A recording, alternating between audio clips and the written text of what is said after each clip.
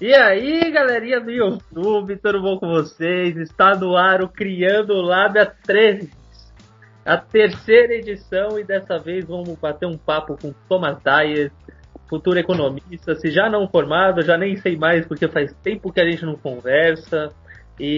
Mas não vamos falar de economia não, porque é um pouquinho chatinho esse assunto de ouvir 1h30 de conversa.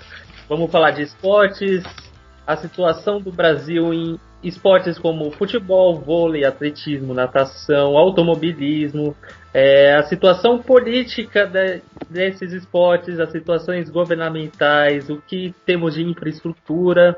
E então estamos aqui com Thomas. Thomas, muito obrigado por aceitar esse convite, seja muito bem-vindo e dá um alô aí pra galera. Eu que agradeço. Fala aí, Matheus. Fala, pessoal. Bem, é isso aí, como você apresentou. Ainda estou estudando, né, ainda não me formei não em economia. Eu acho que no esporte, né, como um todo, assim, começar olhando para o Brasil, né? A gente pensa muito nas instituições, muito nos clubes, e principalmente futebol, né? 90% é futebol, acho que isso já é um ponto interessante de pensar, né? Do que está no jornal, do que está de dinheiro, que rola de grana.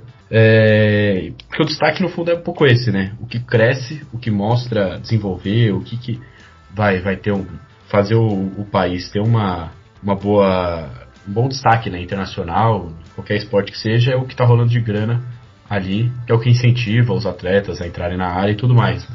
E pensando nas instituições, né, acaba tendo o CBF, as demais aí respectivas, que eu não sei qual seria a sigla, né? Confederação Brasileira de Vôlei, de basquete, isso, né?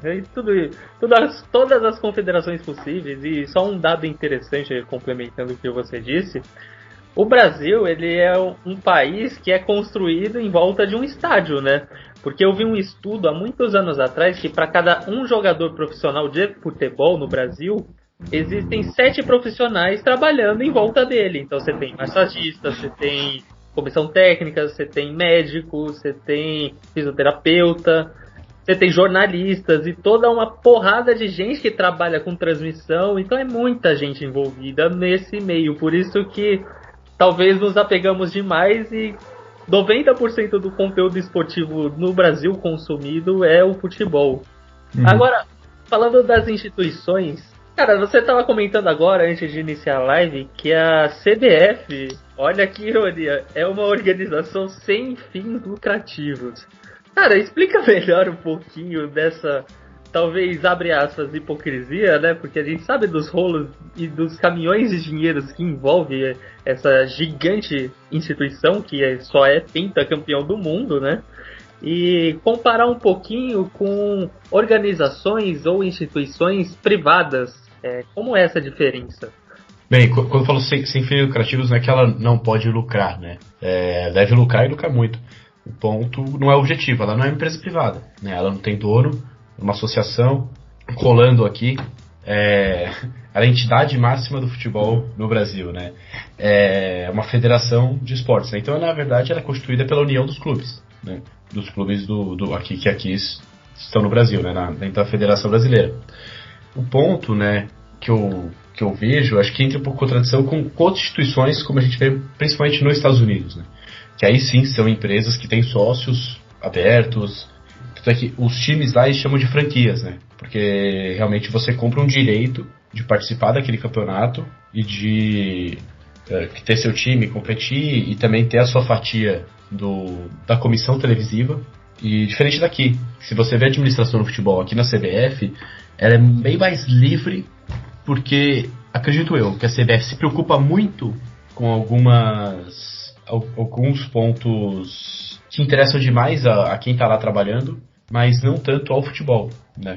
Questão de regulamento, quantas vezes é revisto o regulamento do futebol brasileiro, né? Quanto deve ter sido feito, não sei dizer de cabeça, mas é tudo muito antigo, né? Se você vê todas as ligas principais no mundo, aí no futebol, então seria a Premier League, em primeiro lugar, depois a Liga Espanhola, depois a Liga Alemã, todas essas passaram por revisões das suas leis para estimular o público ir ao estádio, para estimular mais dinheiro rolando, para estimular mais jogadores sendo formados, né, na base desses clubes.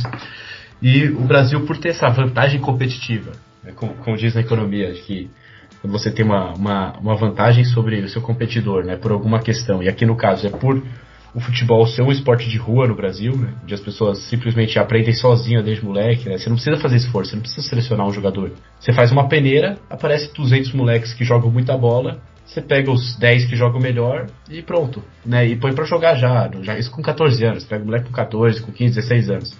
Lá, você pega no Barcelona, né, até bonitinho, você vê os garotinhos lá com 5 anos, 4, 5, 6 anos, aprendendo fundamentos de futebol. Então eles vão buscar o jogador no Barcelona com 5 anos de idade. Imagina, de quantos milhares de jogadores que entram na base do Barcelona com 5, 6, até uns 12 anos, quantos que vão ter a chance de jogar, não vou nem dizer no Barcelona, provavelmente uns 2, mas na primeira divisão espanhola, provavelmente 0,5%, 1% no máximo, né?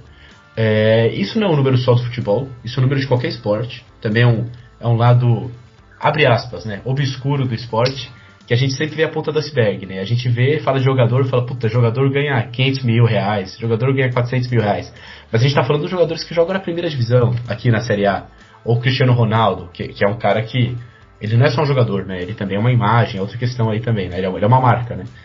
Bem, esse é o ponto, né, eu acho que tem que ser muito revisto as normas, né, no futebol brasileiro, pela CBF, então, pelo Brasileirão, toda a organização da Copa do Brasil, Brasileirão, as divisões, né, também o custo, se você pegar de transporte que um clube gasta na Série D, vai ser muito, muito, muito maior do que a capacidade dele de pagar. Né? Tanto é que a CBF muitas vezes ajuda nessa questão, mas faria muito mais sentido se ela fizesse ali campeonatos locais, muito mais jogos locais, né, e aumenta a rivalidade. Uma coisa é quando você tá aqui no Rio Grande do Sul, se é, sei lá, Internacional, pegar um time de verdade. O Internacional vai jogar com o Sport. Legal. Quero que meu time, vamos supor que eu sou, né, eu sou Inter, quero que ele ganhe. Agora, o Internacional vai jogar com outro time da cidade, vai jogar com o Grêmio, vai ter muito mais marketing, muito mais atenção pra isso. E nem que seja tão longe, vai jogar com Caxias do Sul. Já é mais impactante pro torcedor um jogo desse, vai dar mais mídia do que o jogo contra o Sport, por mais que o Sport seja um time com jogadores superiores do Caxias, né, com mais investimento, enfim. Você sabe que você estava falando da NBA e lá nos Estados Unidos não só a NBA, a NFL e outros esportes, é tudo em bloco, né? O programa televisivo nos Estados Unidos esportivo, ele é em bloco cada trimestre, acho, né? E entra é muito organizado. E lá dá certo. Na Europa, você olha esses centros de treinamento, essa formação de jogador desde cedo. E o que eu vejo no Brasil, aproveitando esses 2 pontos que você citou? Primeiro que a CBF tá cagando pro calendário brasileiro. Você jogar, domingo, aqui no Morumbi, pegar o São Paulo, por exemplo, aí você joga quarta-feira lá na altitude, na Libertadores, você toma um sarrafo de 4-2 da LDU, aí você volta no sábado, você tem que jogar com o Fluminense Maracanã, tá ligado? São pontos distintos e muito longe. Não dá pra você fazer jogo domingo, quarta sempre num tempo muito longo de tempo. É meio difícil. Já faz alguns anos que eu vejo que esse calendário já tá enchendo o saco.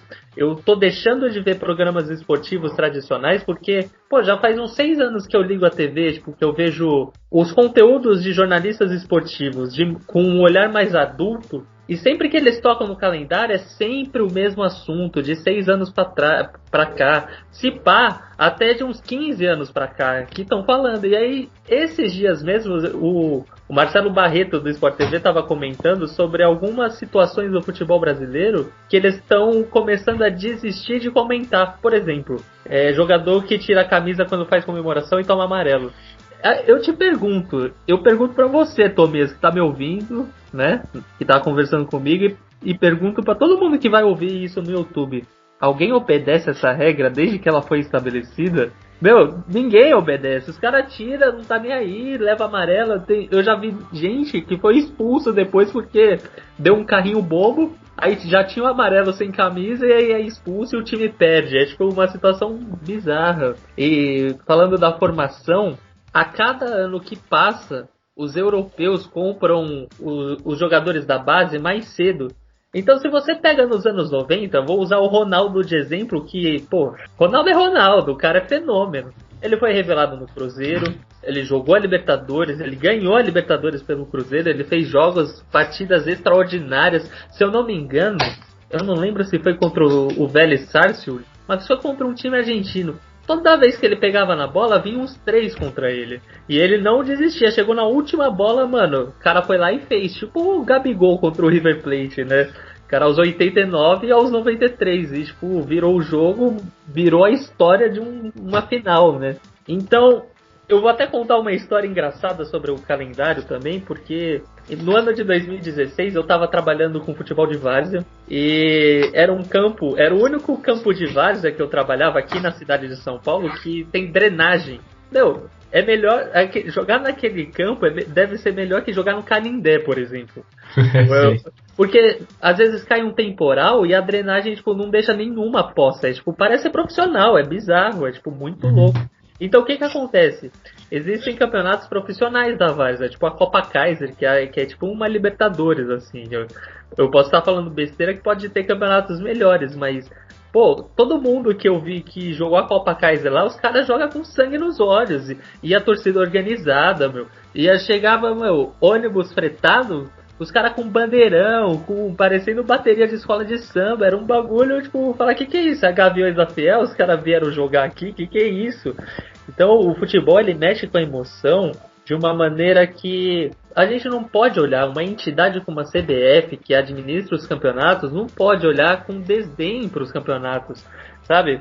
Se todo europeu quer comprar os brasileiros, e todo brasileiro que não tem chance na seleção brasileira aceita se naturalizar para poder jogar uma Copa do Mundo, então por que a gente não faz um negócio organizado aqui, que os europeus vão chegar e ficar com inveja? Por que a gente não olha, organiza o campeonato igual nas transmissões dos Estados Unidos, uma coisa em bloco organizada? Então, por exemplo, nessa época que eu trabalhei no campo, eu organizei um campeonato, eu criei todas as regras, né, o campeonato de várzea, e nisso eu me empolguei. Eu criei um calendário brasileiro baseando numa coisa que brasileiro não aceita, que é qualidade ao invés de quantidade.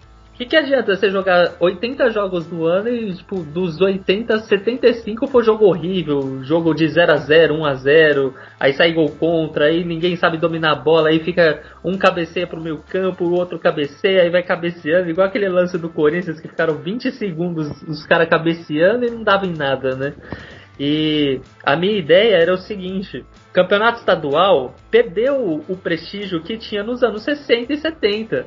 Naquela época, você ganhar uma Taça Guanabara com o Botafogo, Garrincha ganhar, aquilo era, meu, chupa Flamengo, por exemplo. Você ganhar um campeonato gaúcho, meu, os caras não davam a importância para a Libertadores, os caras davam a importância para o estadual, né? São poucos clubes que deram importância para a Libertadores naquela época. Só que hoje o cenário é diferente.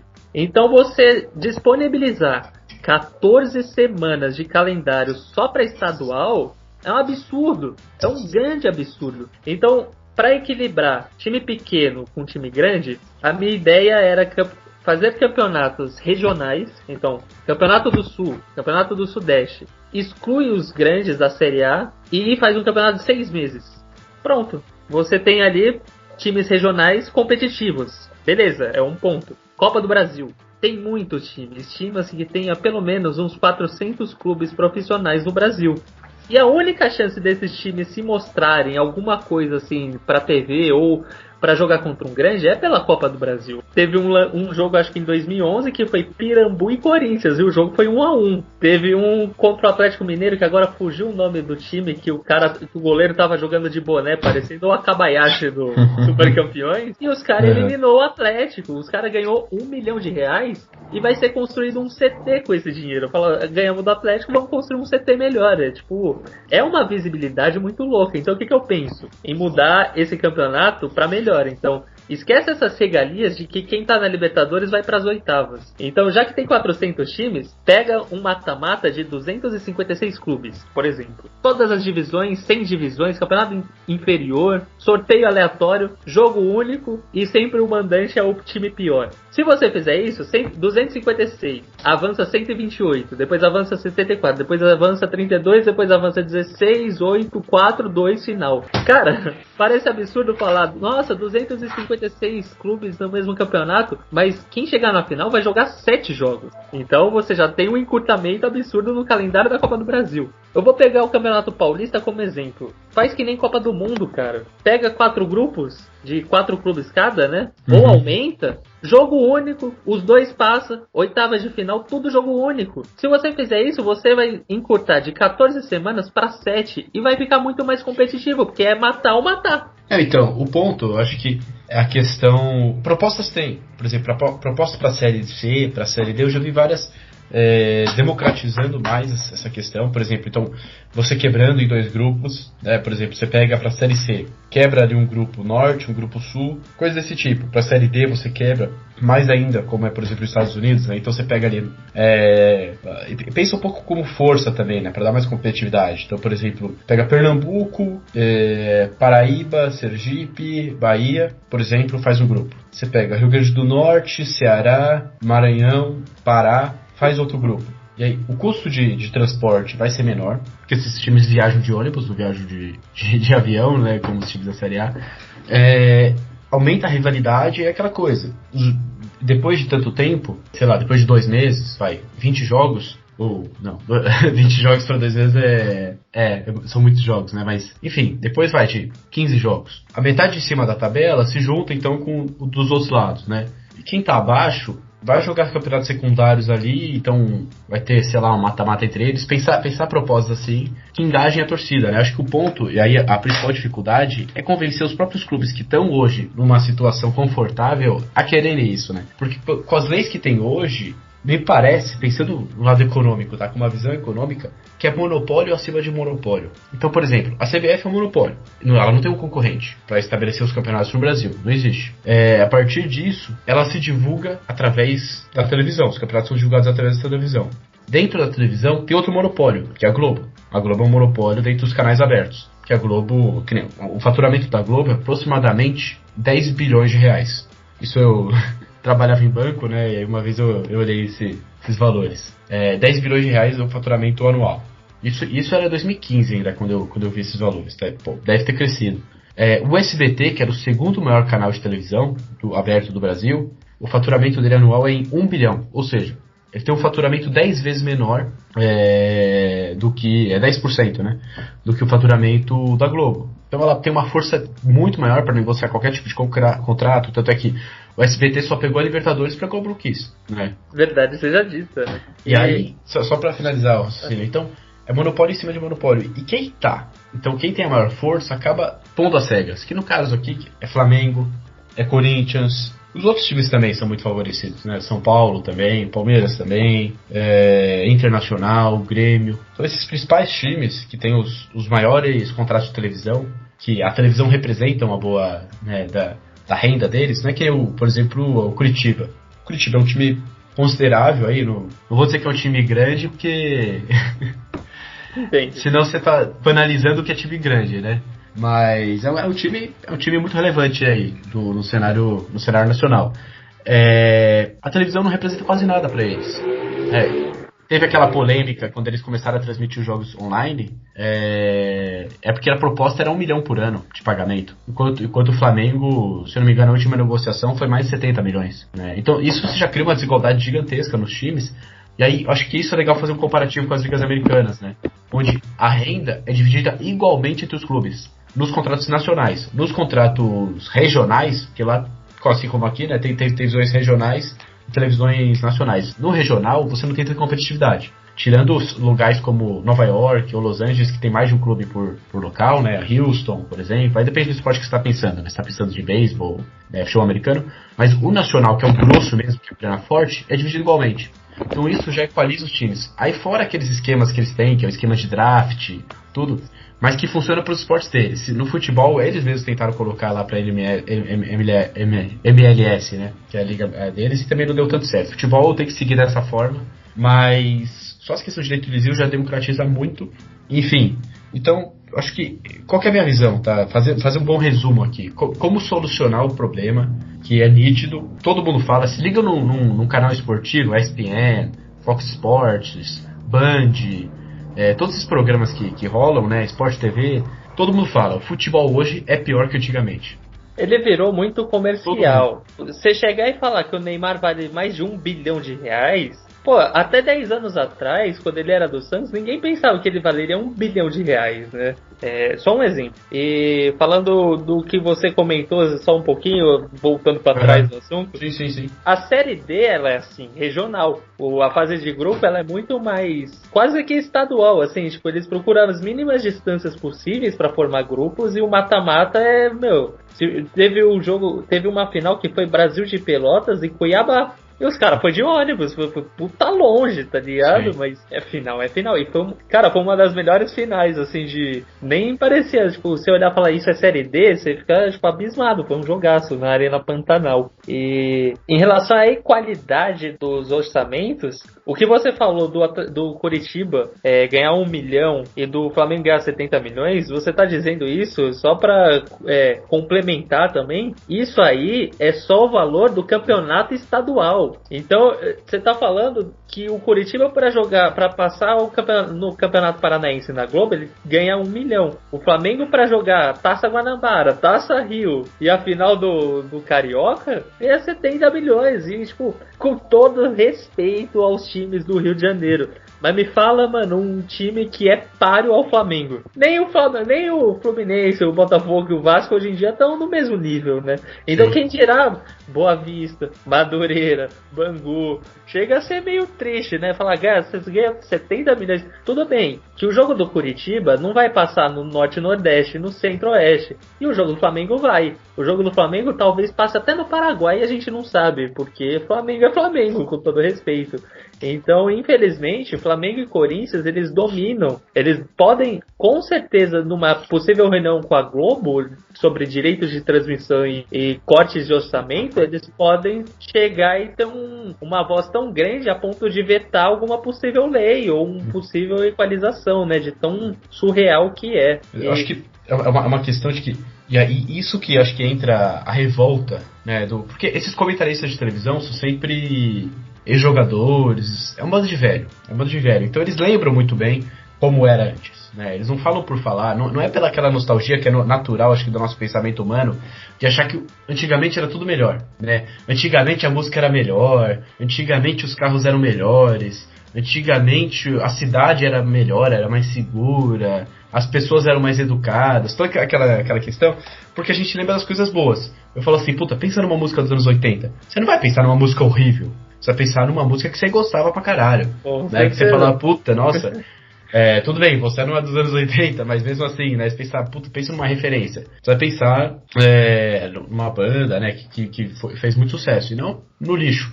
Acho que o futebol talvez até tenha um pouco disso, quando o cara fala, puta, futebol dos anos 80. A gente vai pensar nos grandes jogadores, nas grandes equipes que foram formadas, como que daqui 20 anos vai falar, puta, pensa no Flamengo nos anos... entre 2010 ali, nos anos 10. Você vai pensar no Flamengo ali com, porra, Gabigol, esse último campeão aí.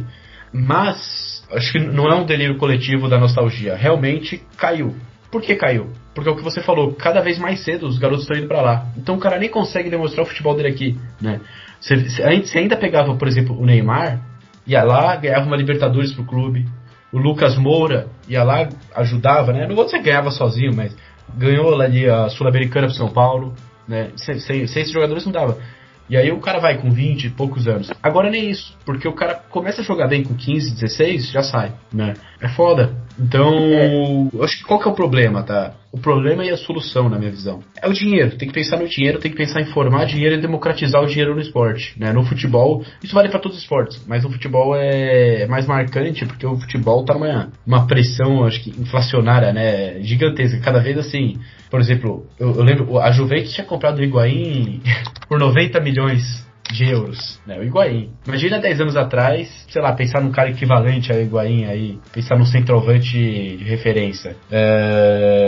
Cara, acho que o Ronaldo. Ronaldo nunca foi vendido por 90 milhões. O Adriano nunca foi vendido por 90 milhões. O Ronaldo jogou, enfim, absurdamente melhor que o Higuaín. O Higuaín, no melhor dia dele, não dava o pior dia do Ronaldo, né? E o valor dele não chegava a isso, né? Então, o ponto, tudo bem, tá sobrecarregando por quê? Porque as pessoas aprenderam, acho que, a rentabilizar muito bem o futebol. Mas isso fora do Brasil. Então, por exemplo, aposta. Aposta, aqui no Brasil agora tá muito popular. até nos jogos tem propaganda de apostas, casas de aposta. Só que você não pode ter uma casa de aposta no Brasil. Então você pode vender o serviço, mas você não pode constituir uma empresa, gerar emprego e gerar renda. É bizarro. Você quer criar uma empresa, você que fala, puta, eu quero investir em apostas, eu quero criar uma empresa, vou contratar funcionários, vou investir em infraestrutura, vou comprar computadores para fazer as análises, vou criar um servidor, enfim, tudo que envolve. Não pode, proibido, porque é ilegal. Mas o esporte em si, a aposta em si, é permitido. Você entra ali na internet, tranquilo, cara. Tem vários sites. E no próprio Campeonato Brasileiro tem propaganda desses sites. Você pode divulgar, você pode participar, só que você não pode ganhar dinheiro com ele. Dinheiro é só pro inglês ganhar. Isso é quase tudo coisa de inglês. Que inglês que é viciado em aposta. Então, o inglês pode faturar grana com isso, mas a gente não. Acho que tem que rever esse ponto principal. Como gerar dinheiro. Então o que gera dinheiro? Direito televisível é o principal para os principais jogos, né? Pô, então vamos pensar em democratizar isso e vamos aumentar o público, né? Como aumenta o público? Pensando em passar em mais canais, chegar em mais casas, né? O sinal, e fazer o cara querer assistir o jogo, não ser um jogo horrível, né? Se o jogo é horrível, ninguém assiste. Cara, quantos jogos esse ano passado, cara, últimos 5 anos, ainda mais se a gente que é São Paulino, que, cara, dá sono. Você tá aqui, você fala, puta, eu quero ver o jogo, mas tá tão ruim que você pega o celular, você começa a olhar o Instagram, você começa a olhar o Facebook, você começa a olhar o WhatsApp, porque não dá, o cara pega ali, vira o jogo, aí ele tenta jogar ali no centroavante não consegue dominar a bola, aí o zagueiro, em vez de estar jogando, ele já dá um chute pra fora, ou ele recupera o goleiro isola, não rola jogo. Fala aí. E a gente chegou num ponto tão banal, porque esse negócio de ir cada vez mais cedo pra Europa é uma coisa que ficou cultural. Então, tipo, desde, sei lá, os anos 90 que teve esse boom de ir pra Europa, e ficou na cabeça que, tipo, imagina o seguinte, a criança com 6 anos de idade é tipo o Neymar, assim, joga muito, joga demais. Tipo o Gui aqui do prédio, o cara jogava muito. Pô, tá, o pessoal no YouTube não vai pegar essa referência, né? Não vai pegar, não vai, porque o Gui não é mais o mesmo. Salve, Gui. E, mano, porque não conhece, né, pô? Olha, ele jogava muito, só que ele era mais velho que a gente, então ele meio que fazia a gente de bobo. Só que, mano, ele realmente joga muito. Mas voltando ao assunto, já cria na cabeça, desde os 6 anos de idade, que fala, meu, vai pra Europa. E a pessoa fica com a obsessão, não de jogar o Campeonato Brasileiro. Aí a pessoa, por exemplo, eu vou usar o São Paulo como exemplo, porque eu sou São Paulino e acompanho. Mas qualquer outro clube, Flamengo, Vinícius Júnior, enfim. Você tem alguém que joga muito na base. Beleza. Athony e o David Neres, que foi por Ajax. Vou usar os dois como exemplo. A base destruiu. Subiu. O David Neres nem subiu pro profissional e o Ajax pagou 50 milhões. E eu lembro que o Rogério Ceni ficou puto, porque ele era o técnico na época. Ele queria subir o David Neres. Falou, meu, ele precisa de experiência aqui. E vocês já venderam? E aí o presidente, né, não vou entrar na discussão do presidente, mas ele falou, meu, a gente precisa de dinheiro. Então a gente vendeu ele. Mas teve uns atritos assim que... Beleza, tá, David Neres foi. O Athony, cara, desculpa, ele joga muito, mas teve jogo que eu vi do São Paulo que, mano, ele... Parecia que ele não tava interessado no jogo, sabe? Às vezes ele tava livre pra chutar no gol, ele chutava fraquinho, assim, parecia que você apertava quadrado de relance sem querer no FIFA e saía fraquinho. Ou às vezes ele tentava driblar num momento que não podia, perder a bola no contra-ataque e tomava gol, e a torcida no Twitter chegava e metia o pau nele. Aí o cara é vendido, vai pro Ajax, na estreia faz 2 gols, peraí, tem uma coisa errada. Ou tem um problema muito sério com o Athony, ou tem um problema muito sério com o São Paulo. Não só o São Paulo, mas o futebol brasileiro. Porque, me desculpa, a pessoa chega e no primeiro jogo faz 2 gols no campeonato holandês, e chega aqui, tava com uma preguiça, chutava fraquinho, fingia que jogava, que a gente fingia que acreditava. Não, peraí, a gente tem que rever os nossos conceitos, a gente tem que rever o que a gente passa de mensagem para as crianças, para elas crescerem, tipo, com a obsessão certa. Por exemplo, cara, de novo eu vou usar o São Paulo, mas tem uma Libertadores no Morumbi, velho. Cara, meu sonho de criança, velho. Antes de ir pra Champions League, velho, tem que ganhar uma Libertadores. Ganhar uma Libertadores no Maracanã, velho. Maracanã lotado. Imagina a honra de jogar pelo Flamengo, velho. E vocês preferem ir pra Europa com 16, 15 anos. Então, pô, a Copa São Paulo é importante? É importante pra caramba. Mas não dá pra gente criar a Copa São Paulo de Futebol Júnior como uma vitrine pros europeus pagarem, mano, 30, 40 milhões pelos jogadores mais valiosos ali, mais habilidosos, entende? Outro ponto, questão tática. Não vou nem citar o calendário, que a gente já falou. Questão tática. Na Europa, eu vi um vídeo do Rafinha falando, acho que com o Benja do Fox Sports, há um tempo atrás já, citando que o Guardiola, quando estava no Bayern de Munique, mostrava vídeos de campeonato brasileiro, vídeos dos jogos do Corinthians, do São Paulo, do Flamengo, e ele falava de como era a transição da inversão de bola do lado direito para o esquerdo e vice-versa. Aí, o lateral tocava pro zagueiro, que tocava pro segundo zagueiro, que tocava pro outro lateral. Aí o Guardiola pausava e virava, olha o tempo que demora pra passar isso. Uhum. E aí cria Cara, essa... eu tava pensando nisso, vendo o jogo essa semana que eu assisti. Foi um jogo... Já volta. Putz, pior que não era... Ah, não, foi o jogo de São Paulo. Não agora contra o Grêmio. Teve o jogo anterior, Fortaleza, contra o Fortaleza. Exatamente isso. Tá ali no lateral direito. Ele põe no zagueiro, que passa pro zagueiro que tá na esquerda, que põe lá no Reinaldo na lateral esquerda. Por que ele não vira o jogo? O Reinaldo tava sozinho do outro lado. Isso várias vezes. Então, várias vezes. A gente não treina cruzamento, não treina falta. Cara, não vai ter outro Juninho Pernambucano, não vai ter outro Rogério Ceni, por quê? Esses caras não querem treinar, mano. Esses caras só se preocupam pra ir pra Europa ganhar 200 mil euros por mês, mano. Uhum. Criou-se outra cultura. Desculpa, eu amo futebol, mas é a realidade, mano. Hoje em dia a pessoa joga muito e fala que quer ganhar dinheiro. Não quer ganhar Libertadores, não quer ganhar Campeonato Brasileiro, quer ganhar dinheiro. Então você vê, eu vou fazer um comentário que talvez a torcida do São Paulo possa cair matando em cima de mim, quem vê, assim, não sou nenhum famoso ainda, se Deus quiser, né? Mas, Daniel Alves tá ganhando 500 mil por mês, mas o que ele tá fazendo, mano? Daqui 10 anos você vai estar pleiteando um cargo aí no São Paulo, pra diretoria de São Paulo, vão resgatar isso aí da internet e ver lá sua contratação, né? Fala assim, ó, o cara aí falando mal do Daniel Alves. Antes, até uns 4 ou 5 jogos atrás, até antes dele se machucar, na verdade, que ele teve uma contusão no cotovelo, ele era o cara que mais deu passes certos, ele era o cara que mais finalizou, ele era o cara que mais deu assistência, ele era o comandante do clube. Sim, isso é fato. Mas, esse jogo contra o Grêmio, você viu a falta que ele cobrou? Esse é o Daniel Alves da seleção, não tô questionando, eu sei que daqui 10 anos vão me matar. Não, tá tão feio que tá queimando a imagem dele. A imagem do Daniel Alves era assim, pelo menos aqui no Brasil, era incontestável que ele era o melhor melhor lateral direito do mundo. E a gente não tá falando dele no auge, a gente tá falando dele com 35 anos. Ele no PSG era incontestável que ele era o melhor lateral direito do mundo. Chegou aqui no São Paulo, você vê as coisas que ele faz num certa passe de 5 metros, tenta driblar um cara, perde a bola, não volta pra marcar, vai bater falta, isola, chuta na barreira. Você fala, cara, esse é o Daniel, esse é o melhor jeito do mundo, esse é o cara da seleção. Aí eu te pergunto, o ambiente, o clima do local, das pessoas, a cultura, influencia o comportamento da pessoa? A resposta é sim, escancarada na personalidade do Daniel Alves, que o cara chegou... Cara, você lembra da Copa América? O que esse cara jogou foi uma barbaridade. Ele foi o cara da Copa América que teve aqui no Brasil. Fora toda a carreira no Barça, né? É aquela história, você não pode vencer, junte-se a eles. Vou virar a BR Ruê, né? Então, é essa imagem que eu tenho do futebol brasileiro. Uhum. É claro que eu tô citando só o São Paulo, porque é o time que eu acompanho, é o meu time do coração, mas não é só no São Paulo. O Corinthians, os nossos vizinhos rivais, tá numa situação de virar piada já, tá? Mas vou fazer uma provocação aqui. Daniel Alves, ele foi com 17 anos, ele saiu do Bahia com 17 anos, se eu não me engano. Acho que ele era menor de idade ainda. E foi pra Europa, né? Será que ele não é um dos maiores campeões do mundo em títulos, como todo?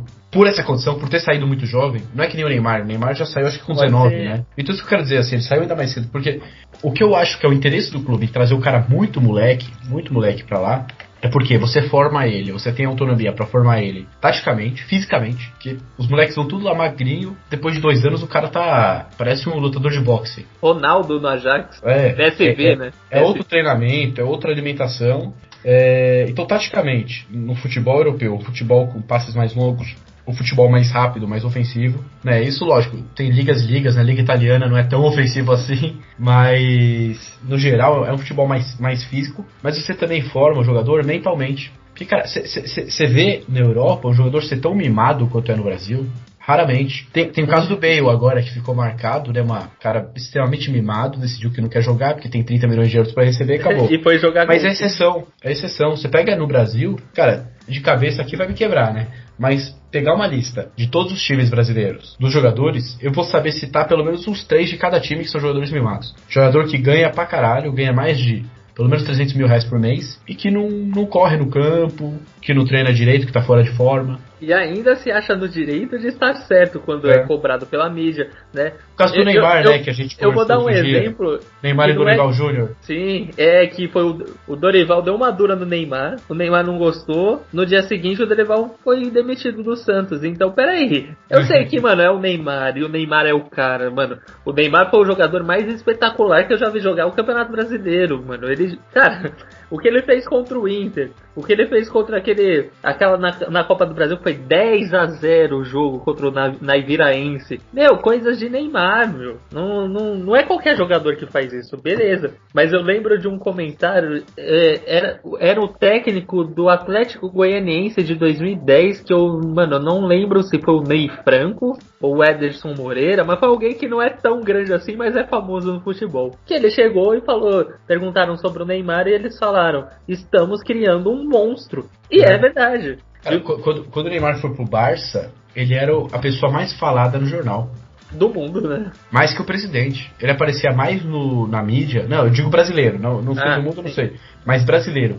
Entre os brasileiros existentes na época, ele era mais citado do que o presidente. Na época, eu acho que era a Dilma já tinha assumido a presidência. Ele era mais citado que a Dilma. Pô, irrelevância. Ou seja, isso indicava que, para a vida do brasileiro ali, o Neymar era mais importante que o presidente do país. Não que ele era mais importante, mas as coisas que ele estava fazendo, né? Ou seja, dava mais mídia, dava mais view, dava mais clique na internet. Falar do almoço do Neymar do que da medida econômica que o governo tomou. Aí pode falar, porque o brasileiro não gosta, sei lá, isso não importa. Eu acho que não é esse o ponto. O ponto é o fato. O fato é esse. Dava tanto view, então ele foi mimado. E não é só ele. O pior é que não é só ele, cara. Você pega... É normal. Não é só o estrela. É qualquer jogador, cara. Ele faz o que quer na hora que quer e acabou. Porque ele tem um contrato milionário. É muito mais fácil de demitir um treinador, demitir, sei lá, qualquer pessoa da comissão técnica. Porque o treinador, você demite um só. Agora, imagina na Europa. É que lógico, lá também tem aqueles treinadores renomados que também são intocáveis, né? Por exemplo, você pega o Guardiola. Pô, sei lá, Guardiola e De Bruyne discutem, só um fica. Tchau, De Bruyne. Com certeza, sem Tchau, discussão. No Brasil, não. Pegar aí um paralelo. Né? E talvez nem o Jorge Jesus, que foi talvez o técnico mais intocável, sairia ileso dessa, né? Exatamente. Agora, voltando ao assunto que eu tava falando, do vídeo lá do Guardiola no Bayern de Munique, cara, a gente até deu uma viajada agora, né? Começou nesse assunto e terminar o que eu ia falar disso, eu fico pensando, porque o Guardiola mostrava pra eles e o Rafinha complementa. O Guardiola e toda a Europa chega e treina vocês pra dar 2 toques na bola e o terceiro é emergência. Então você olha o jogo do Bayern de Munique, é tudo muito rápido, é tudo muito movimentado. E a peça mais fundamental ali era, porque saiu o Thiago. Porque ele é o cara que menos pode errar o passe, porque o passe dele é o crucial, né? O passe do volante, do meia central ali. Aí eu fico pensando, tá... Construtor da jogada, né? Aí eu fico pensando, beleza, a Europa toda faz isso, tem todo um contexto de primeiro mundo, uma disciplina totalmente regrada, lá você não pode ser mimado, E tem até um exemplo que teve a Nations League, né, que inventaram aí de, tipo, Eurocopa, e a Inglaterra fez a convocação dos seus 23 jogadores, levou pro hotel, e alguns deles estavam sendo convocados pela primeira vez, eu não vou lembrar o nome deles agora, mas enfim, 2 deles, no primeiro dia de hotel, como convocado pela seleção inglesa pela primeira vez, os caras chegam e levam a mulher pro hotel, tipo, mal chegou e já quer sentar na janela, e o técnico chegou, expulsou os 2 e falou, vocês não vão pra seleção. Aí eu te pergunto, se fosse no Brasil, se fosse a seleção brasileira, a gente ia aplaudir e falar, é isso aí, tem que ser comedor mesmo, não sei o quê, tá ligado? Olha, mano, não é questão de falar que não pode pegar mulher. O cara não tá passeio ali, o cara tá passeio, né? Quer tá com a família, quer tá zoando, quer tá na boa. Exato. E aí, o que eu ia propor de comentário agora, eu vou até engajar com uma dúvida pra ver se é possível ou não. Porque chega e fala, os principais... Eu vou pegar os 12 campeões brasileiros, né? Os 4 de São Paulo, os 4 do Rio, os 2 de Minas, os 2 do Sul. 12. O Cruzeiro caiu, mas vamos considerar o Cruzeiro, vai. Coitado do Cruzeiro.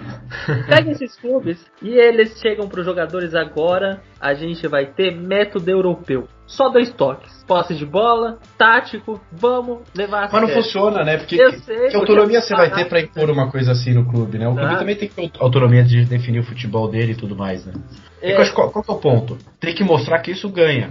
E eu acho que isso é uma mudança que tem sido feito com o Sampaoli, com o Jorge Jesus. Mostrar que um futebol ofensivo, um futebol veloz, ganha jogo. Porque qual era essa referência que a gente tinha? Cara, o Corinthians 2015, time retranqueiraço, ganhando o campeonato. Aí o pessoal fala, puta, essa é a chave do sucesso. Quanto mais eu me fechar e eu jogar por 1, 2 bolas, com os jogadores ali rápidos pra fazer o contra-ataque, um cara que finaliza bem ali dentro da área, e uma defesa fechadíssima, jogar com 2 volantes, até 3 volantes, é assim que eu ganho o jogo. Acho que passou um pouco essa filosofia por esses times mais defensivos. Não é só o Corinthians, outros também. E aí começou em 2017 com o Palmeiras, eu acho que apresentando o futebol ofensivo e sucesso. Acho que 2017 foi aquele time que ainda tinha o Jesus, né, o Gabriel Jesus. E aí depois do Flamengo, eu acho que é uma questão de treinador. E cara, vamos falar do nosso time aqui do São Paulo.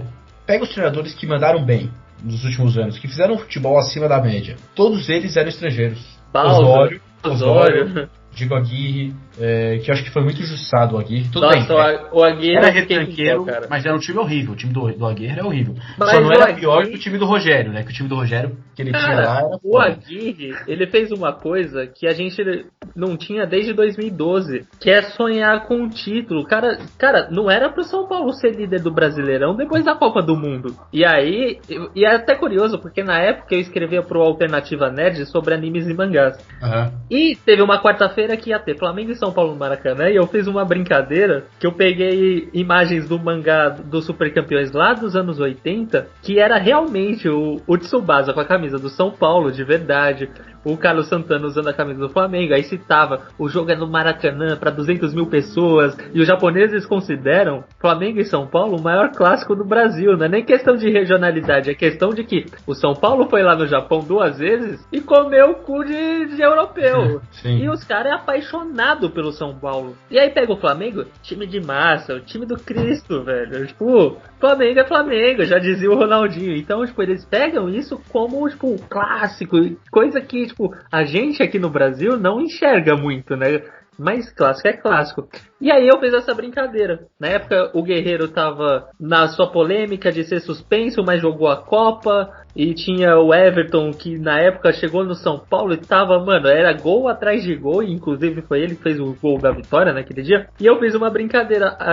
A chamada da minha mensagem era somente hoje, live action de Super Campeões, Carlos Santana contra Oliver Tsubasa. Essa era a chamada. Contei a história do universo de Super Campeões, contei a personalidade do Tsubasa e comparei ao Nenê na época, não foi nem ao Everton. Porque o Nenê chegou e ele era todo midiático, ele que falava com todo mundo e tal. E falei, ó, o papel do Tsubasa é o Nenê. Não questionando que o Nenê joga igual o Tsubasa, mas enfim. E o Carlos Santana é aquele cara anti-herói, chato pra caramba, porque ele não falava com ninguém e nem os próprios jogadores meio que gostavam dele, né? Não sei se você lembra do anime. E eu fiz uma alusão ao Guerreiro, porque o Guerreiro é essa polêmica toda, né? Fiz isso, postei, foi muito legal, teve uma repercussão bem legal. Sim. E foi um puta de um jogo. Porque, mano, eu lembro que a arbitragem deu uma polemizada meio que a favor do Flamengo, sabe como são as coisas, né? Não, lá, nem tinha o Varmengo na época, né? Mas tava aí. Mas... cara, nitidamente os caras do São Paulo tava puto com a arbitragem. E o Everton foi lá, fez um gol chorado. E o São Paulo ganhou de 1-0 num jogo, mano, de há muitos anos eu não tinha ataques cardíacos assistindo um campeonato brasileiro. E foi um puta de um jogo. Aí eu olhei e a minha chamada acabou casando com o espetáculo que foi o jogo em si, né? E até perdi o fio da meada agora. O que a gente tava falando antes? Cara, do Aguirre. Do Aguirre, porque era o Aguirre na época. E depois disso, o São Paulo virou líder. E criou-se, caramba, a gente é líder, a gente vai ganhar, e não sei o que. E por que o Aguirre foi crucificado? foi aquela sensação de que estávamos voltando àquela soberania de 2005 a 2008, os bons tempos voltaram, vamos ganhar título, isso, aquilo, mas o São Paulo não tinha time pra ganhar, mano. O Flamengo daquele ano já era o Flamengo. O Palmeiras daquele ano, que foi o que foi campeão, já era o Palmeiras. Já tinha o elenco que o terceiro time do Palmeiras era um elenco de titular em vários times e ganhava jogo. Então o São Paulo não tinha esse ímpeto de conseguir aguentar o tranco que é o Campeonato Brasileiro. E faltando 5 rodadas, o Aguirre estava em quinto, o que era ótimo para o elenco que o São Paulo tinha comparado a Flamengo, Palmeiras, Grêmio e não lembro o outro que estava na frente, possivelmente Atlético Mineiro. E demite o cara faltando 5 rodadas. Pô, peraí, que ingratidão, sério. Eu fiquei muito chateado, não sei se teve alguma briga interna que o fez perder moral lá dentro, foi triste, né? E desde a saída do Muricy em 2014, eu tava vendo no Sport TV esses dias, né, que o Muricy ele é comentarista do Sport TV. Sim. Eu acho que o São Paulo teve de 11 a 13 técnicos. Cara, é um absurdo. São Paulo tem a cultura de ser um time, mano, que todo mundo olhava com inveja. Por que os rivais chamam São Paulino de Bambi? Porque não tem o que zoar, velho. Nós é foda. Então, aí cria Era foda, né? A gente era foda. Era. Vamos ser realistas.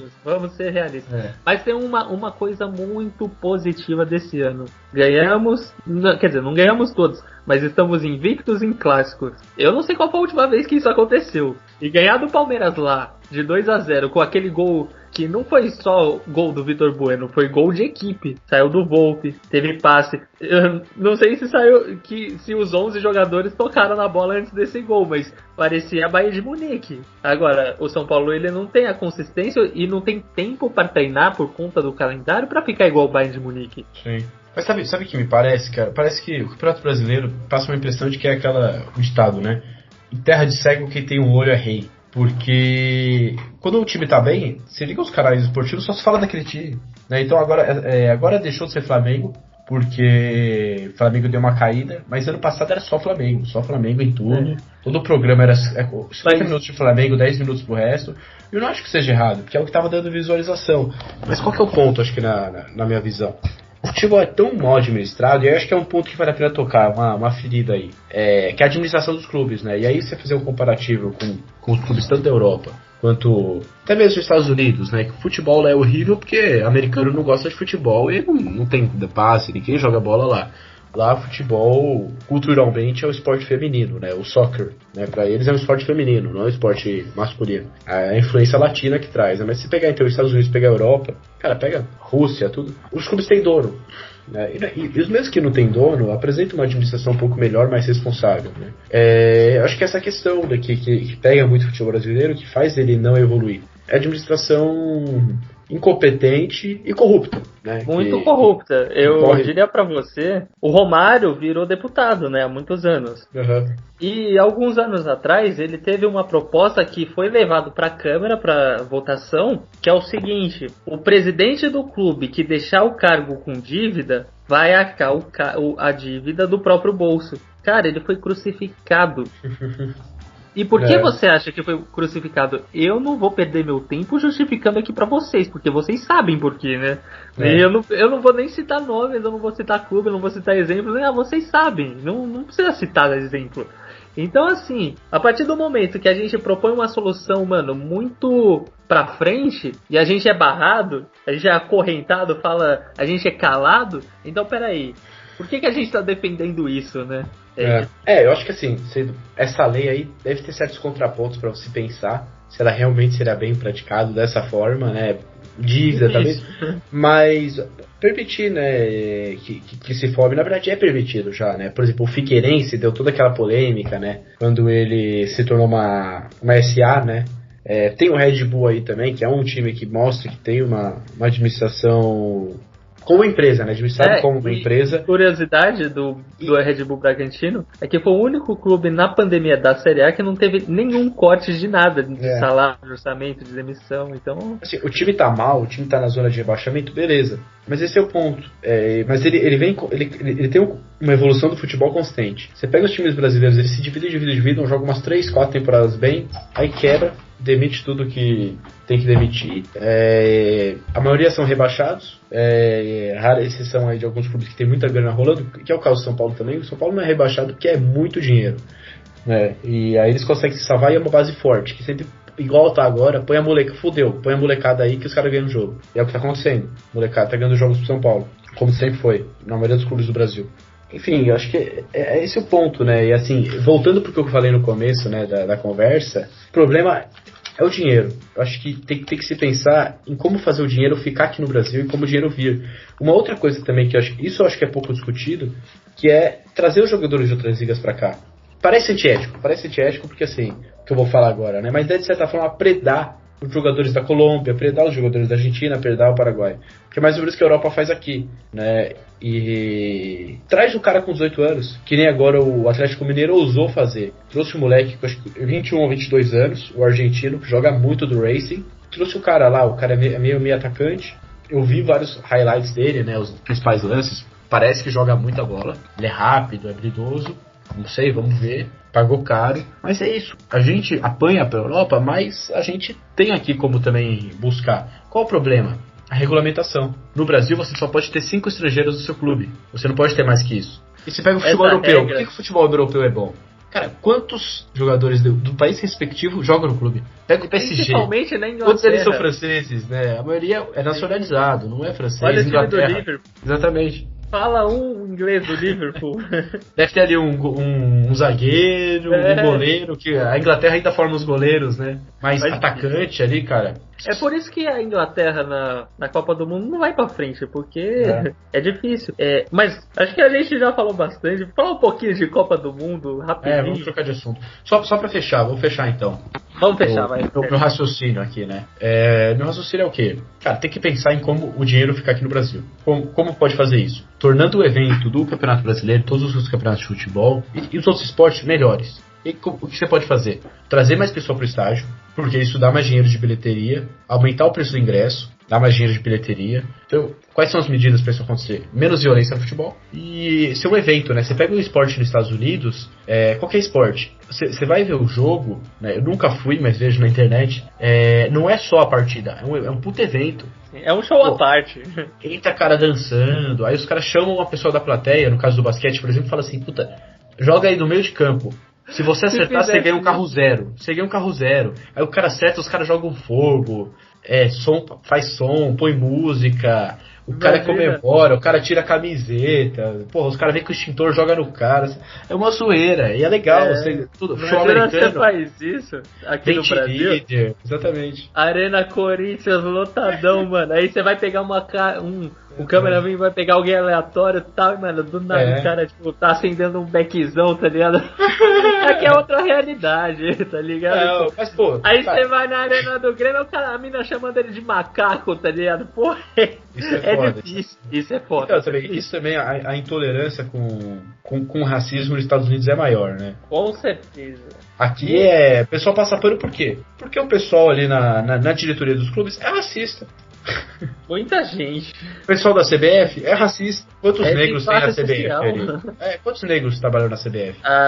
Eu falar futebol, que tem o futebol é negro. O futebol é um esporte predominantemente jogado por negros. Aqui no Brasil, né? Cara, quantos negros são treinadores? Quantos negros estão em diretoria de clube? Quantos negros estão na CBF? É foda, né? Acho que, mas isso é um ponto que também é foda a gente ficar discutindo e falar assim coisa de 2, 3 minutos, porque vai deixar de falar certas coisas, às vezes o pessoal até vai comentar, né? Ah, você não falou isso, você não falou aquilo, porque é um assunto delicado e que precisa de uma ideia de algumas horas, né? Com certeza, é difícil falar mas sem tocar na ferida. Então, cara, já tô falando demais, tô 3 minutos falando aqui do meu fechamento, com certeza. Mas fechando aqui então. Então, direito televisivo, renda de estádio, merchan, então patrocínio, né, para camiseta, marcas, essas coisas. Se o futebol tiver mais visibilidade, der mais audiência, aumenta por consequência os patrocinadores que querem vender seus produtos lá. Isso gera mais renda. Com isso, o clube tem mais poder para travar o jogador no Brasil e trazer jogadores de outras ligas e acabar com essa lei besta, né, de não poder ter estrangeiro. Com certeza. E arrumar calendário. Cara, é isso. São essas medidas administrativas que, por exemplo, a Liga Premier, a Premier League fez em 92, por exemplo, Na Premier League, você não pode nem filmar do jeito que você quiser. Você tem que pegar certos takes de câmera, porque se você pegar um take que mostra a torcida vazia, que mostra um estádio ali onde tem ninguém na torcida, vai dar a impressão que o futebol é ruim, que ninguém vai no estádio. Então você só pode pegar take que tem torcedor no fundo. Então você tá filmando o gramado, no fundo tem que aparecer torcedor, não pode aparecer banco vazio. Isso aí quando você assiste na TV Premier League, parece que todo jogo é estádio lotado, né? E não é, né? É uma ilusão. Mas isso agrega valor pra liga. Porque o patrocinador vai olhar e falar assim, puta, tem engajamento. Tem torcida. Vai lá e põe grana.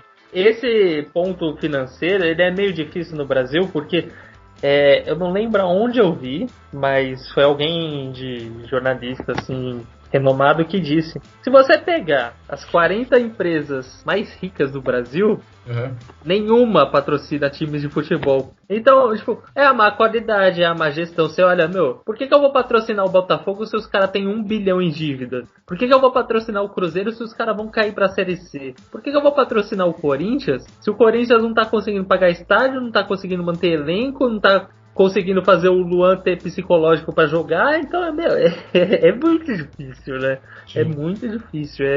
É uma questão...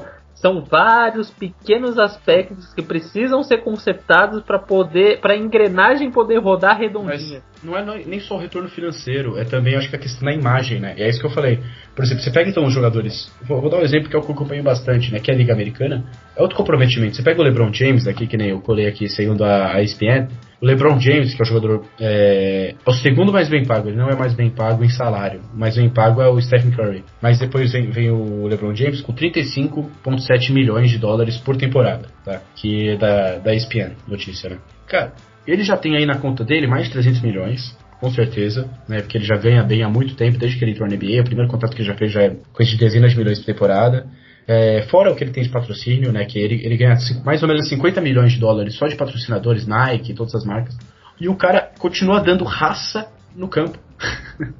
O cara ainda quer ser campeão. Pô, por que você quer ser campeão? O que ganhar mais um título de NBA vai mudar na sua vida? Não vai mudar na sua qualidade de vida nada, mas o cara tá lá, ele tem comprometimento com o esporte.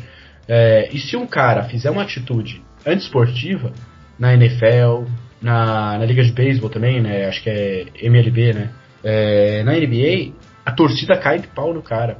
Aqui não tem essa cobrança, né? Então, acho que tem essa questão que a gente falou do cara ser mimado, né? Então o cara não joga pelo esporte, ele joga ali pra receber o salário dele, e se o cara ainda é jovem, ele ainda dá uma raça pra se destacar e conseguir um contrato na Europa. Porque quando ele volta pro Brasil, acabou. Acabou a raça, acabou tudo. E agora, aproveitando o gancho pra mudar de assunto, Manda. Eu falar da torcida, porque eu tenho uma crítica da torcida, que eu vou fazer uma alusão bizarra, mas que tem um grande fundo de verdade triste.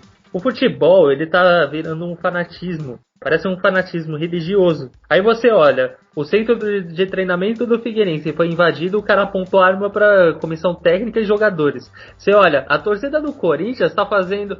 O que a torcida do Corinthians fez no aeroporto, os caras estão pegando o pé do Cássio. Eu não consigo ver o São Paulo numa má fase anos atrás e eu xingar e humilhar o Rogério Ceni. Mano, eu iria me sentir envergonhado de fazer uma coisa dessa. Porque o Cássio, ele é essa figura do Rogério no Corinthians. Sim. Então, cara, xingar o Cássio e falar que ele não tá sendo profissional não é problema do Corinthians. E aí, qual que é a minha alusão? A igreja, na Idade Média, ela ficou tão fanática pelo poder da fé, pelo poder que era, que esse fanatismo criou uma inquisição, criou violência. Então você não podia ser contra, você tinha que ser aquilo que queriam que fosse. E as torcidas, não só do Corinthians e Figueirense, estão querendo que os jogadores sejam aquilo que querem que ele seja. E, tipo, o jogador é ser humano. Não importa se ele ganha 500 mil, 1 milhão, ou 20 mil, ou um salário mínimo jogando na Série D, o cara é ser humano. Ele sente raiva, frustração, depressão, ele absorve. Todo mundo é sensível. Tipo, o Gabriel Sara, do São Paulo, ele é um grande exemplo. O cara é jovem, ele é ligado nas redes sociais. Aí ele entra no Twitter, tá todo mundo querendo matar ele. Ele entra no Instagram, tem comentários negativos falando: ninguém te quer aqui porque você tá entrando no lugar do Hernanes, então tem que sair você e o Diniz. Pera aí, mano, o cara é uma joia da base. A gente tem que apoiar esse cara. E o Diniz, tem um vídeo do Diniz que me conquistou. Falou: independente do que o Diniz tá fazendo de bom e ruim, ele dá um sermão no Gabriel Sara falando: rede social não vai te matar. A torcida não vai te matar. Você não tem que dominar a bola com medo. Isso foi na véspera do jogo contra o Santos na Vila. Ele foi 2-2 com 2 gols do Gabriel Sara. Então, olha o efeito psicológico que a gente tá criando negativo e o Diniz tentando quebrar isso, né? Sim. Então, a gente precisa rever nossos conceitos e olhar para as pessoas e falar: mano, eles são tão ser humanos quanto a gente que tá atrás do computador, quanto a gente que tá atrás da rede social. Não podemos cair matando em cima do cara e o cara entra tremendo igual vara verde, porque se ele fizer errado, a gente tá parecendo uma história que eu até contei pra você do Mussolini. Que o Mussolini na Copa de 34, lá atrás, quando ainda era fascista, Mussolini entrou no vestiário da seleção italiana e falou: se vocês não ganharem essa Copa, vocês vão morrer. E é só o Mussolini, Benito Mussolini, em pessoa ameaçando os caras de morte. E o que aconteceu? A Itália ganhou a primeira Copa do Mundo. Por medo ou não sei. Mas a gente não deve ser assim, cara. Não devemos ter raiva e passar esse ódio. Sim. Ganhou a primeira Copa do Mundo deles, né? Deles, da Itália. Que o primeiro foi do Uruguai. Não, eu concordo. Acho que, filosofando um pouco, né? Max Weber, ele fala dos tipos de dominação, né? Então você tem 3 tipos de dominação. Você tem a dominação mais primitiva, que é a dominação pela força. Você tem a dominação pela carisma. E você tem a dominação pela razão, né? Então a dominação pela força: você vai fazer o que eu quero, eu mando aqui, porque senão eu deixo o cacete em você, eu te mato. Você tem a dominação pela carisma, que é: você vai fazer o que eu quero, porque eu sou um cara foda demais. Eu sou o melhor aqui, enfim. Tipo o Ronaldinho. Eu sou mais legal, é um tipo de poder. E você tem a dominação pela razão, que é: essa pessoa vai nos dominar porque racionalmente, pensando, fazendo um raciocínio, ela é a melhor pessoa para nos liderar. Então ela é a melhor pessoa para estar dominando a gente, nesse sentido de comandar, né? Ele é o melhor líder possível, que é o que a democracia tenta seguir, né? As pessoas falam: puta, esse cara é o melhor para administrar o país, ou a prefeitura, enfim. Então, eu acho que é uma ausência da lei da CBF. A CBF, como ela não domina essas decisões, ela não controla disso, não critica isso, e os clubes também, falta dominação dos clubes no próprio futebol, porque a diretoria não é dona, a diretoria tá lá para limpar o clube, né, na maioria das vezes, sopra para dominação física, que é a da torcida organizada, né? Então a torcida organizada tenta mandar, tenta pôr ordem de alguma forma. Então acho que a coisa é tão caótica na cabeça do cara da organizado que vai lá descer a porrada. Ele fala: putz, isso aqui tá um caos, eu preciso pôr ordem.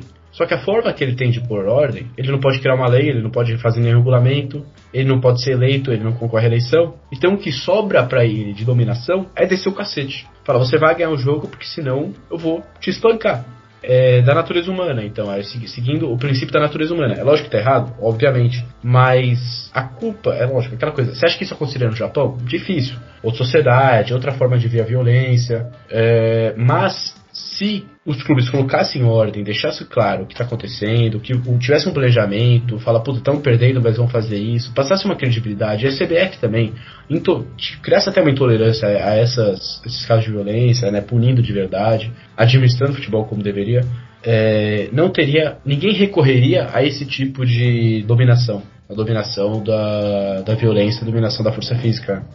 Voltando a falar de que o pessoal mais velho fica falando: no meu tempo era melhor, melhor. Porque nos anos 80, a torcida era mista, podia levar bandeirão, não dava nada. Tambor. A pessoa, aí tinha um grupo de corintianos do meu lado e eu, o Matheus dos anos 80, que não existe, é um fictício exemplo, ia xingar lá o Casagrande, que errou uma jogada, falar: Casagrande, seu lixo, os caras vão ouvir e aceitar, e depois eles vão chegar e falar: Sérgio Chulapa, seu lixo, e eu vou rachar o bico. Tipo, não sei nem se os dois jogaram no mesmo tempo, mas só um exemplo. Aí, o conceito de torcida organizada foi criado no final dos anos 80, se eu não me engano em 88, e quando criou a torcida organizada, morreu a primeira pessoa na arquibancada. Então olha como são esses parâmetros, né?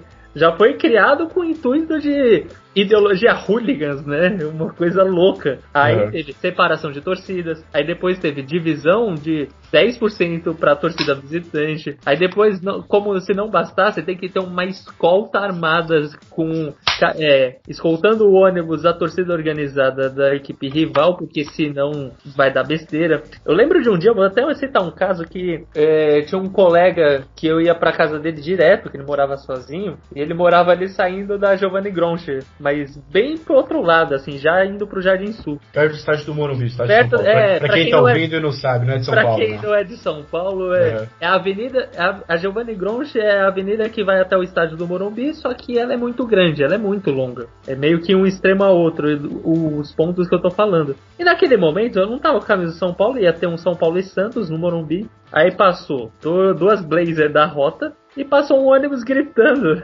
Eu nunca vou esquecer esse dia. Que era a torcida organizada do Santos chegando em São Paulo e indo pro estádio, né? E aí eles pararam no semáforo e eu parei. Fiquei, olhando pro ônibus e a minha vontade era de gritar: Pablo Tricolor, aqui é São Paulo. Eu juro que eu fiquei parado até o semáforo abrir, querendo gritar. Só que esse grito não saiu, por quê? Porque eu tenho certeza que alguém poderia descer e me matar ali. Porque o esporte não virou mais uma brincadeira de provocação sadia, né? Então eu falava, mano, eu prefiro preservar minha vida e ficar calado do que, mano, eu fazer uma piada que, abre aspas, é de mau gosto e fecha aspas, nem é de mau gosto.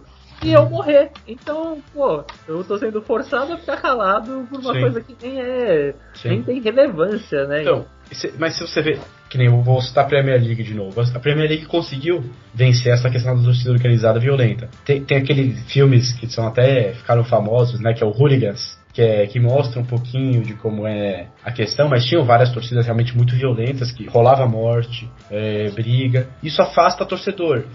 Se afasta o torcedor, e a violência não só afasta o torcedor, como afasta o patrocinador. Então afasta dinheiro. Como que eles resolveram esse problema? Isso que é foda. É foda você falar um negócio desse e o pessoal fala, puta, vamos fazer isso. Mas como eles resolveram? Aumentando o preço do ingresso. Colocando o ingresso lá em cima e elitizando o futebol. É foda por quê? Porque ninguém quer o futebol elitizado. O futebol, como a gente falou, nasce na rua. Então, pô... Futebol de quebrada.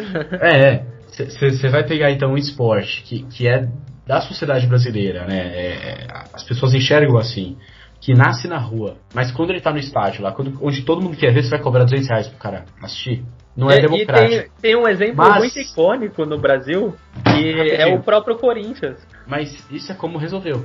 Na Inglaterra. Sim. Talvez aqui a gente consiga uma outra forma, sem aumentar o preço de ingresso, assim, resolver. Espero que sim.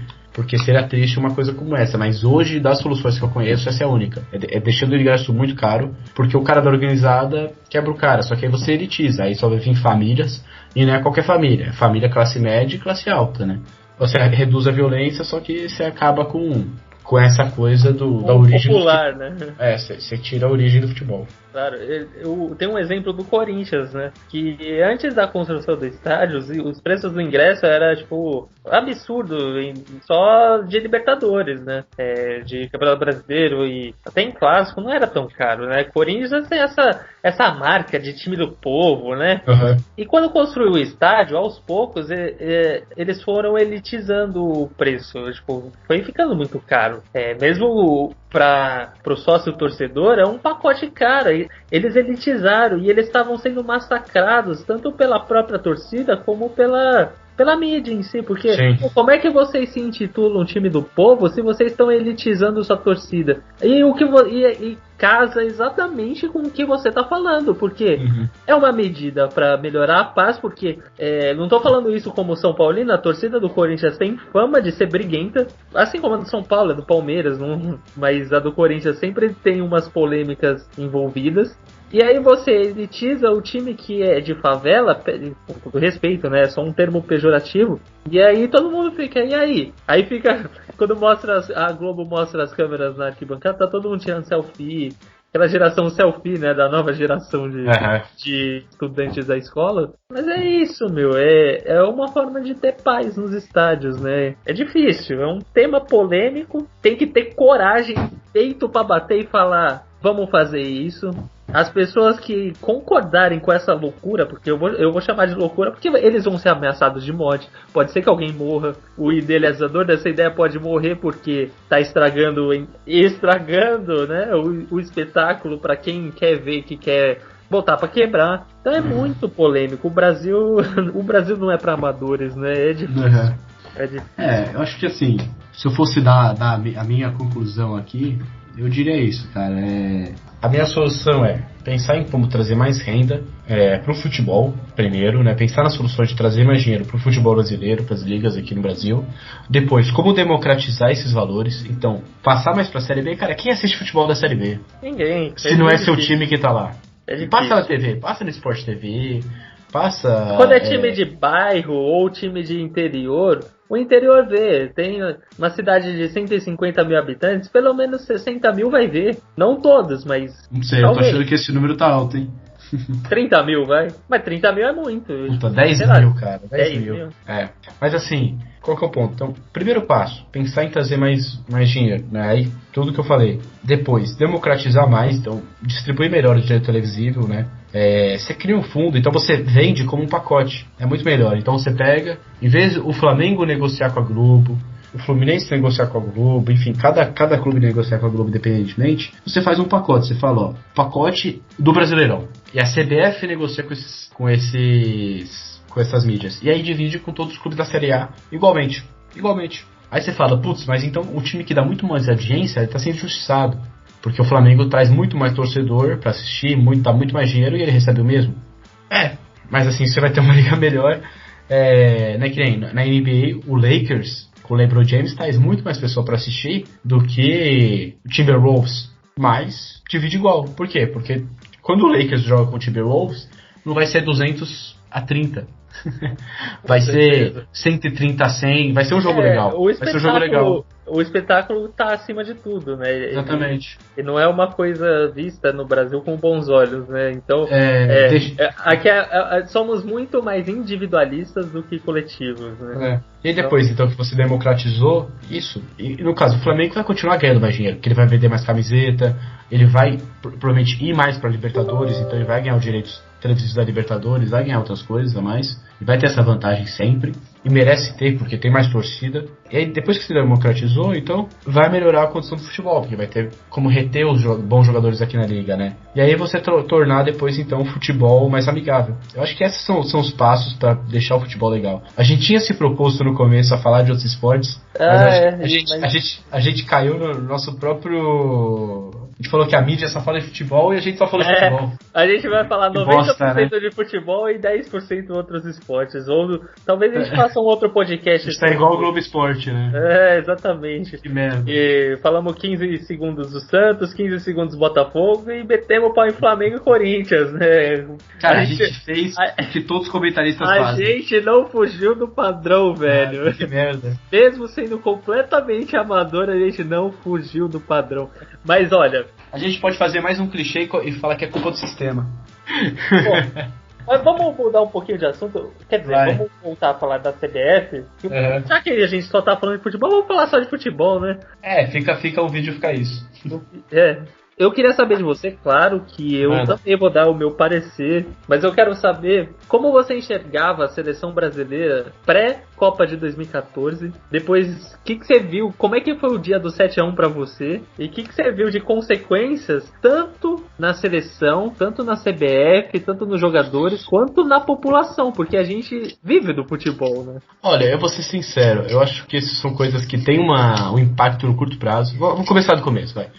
Como eu via antes. Cara, era uma seleção fortíssima, acho que isso é consenso, né?